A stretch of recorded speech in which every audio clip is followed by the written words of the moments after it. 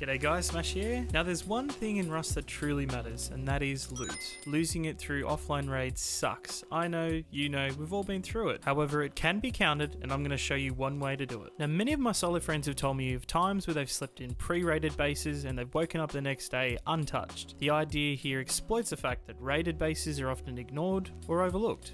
Now a little insight into big groups or clans, they'll raid every single shit shack around them, and in doing so they create a dead zone of territory that they get to know like the back of their hand. They will notice even the smallest new base pop up almost immediately, so building a new base in that territory is very risky. Instead, it may be worth taking over one of the many bases they've already raided. If the TC is open or doesn't exist, you can transform it into a base to hide your loot. Now this isn't even a new idea. In fact, KCMO reluctantly let one loose by showing off a build design where he artificially creates a raided base and stores his loot in the airlock. Now you could create something similar, as many raiders and groups walking past will assess the damage and likely move on. Even if they suspect that loot is within, often they're not going to take the gamble over a base they know is highly active. Now to increase your odds depends on how creative you are. Here's a few ideas to get you going.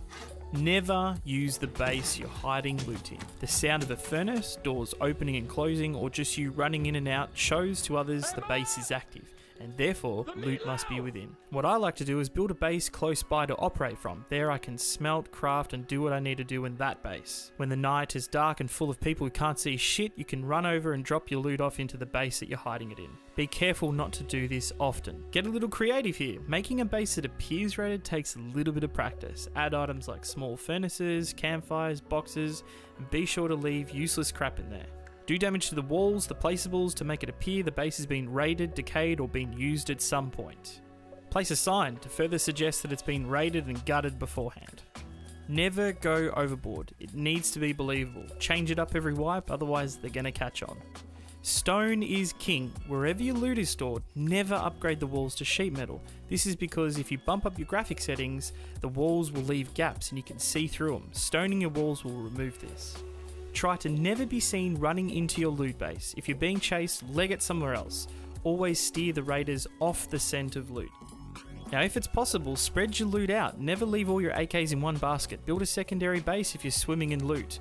Use traps to deter people from snooping around. Sometimes solo players or even small groups will take the time to search a base. You know, they're hungry looters and they might spend the time to thoroughly check the base for scraps. You know, a few well-placed traps will not only deter players, but alert you of people snooping around your loot base. And finally, copy a well-known trap-based design and store your loot in it.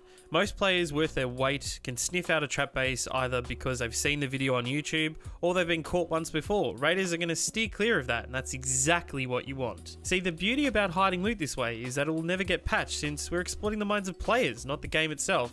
Guys, if this video has helped you out in any way, maybe meet us halfway and hit the like button. Otherwise, thanks for watching.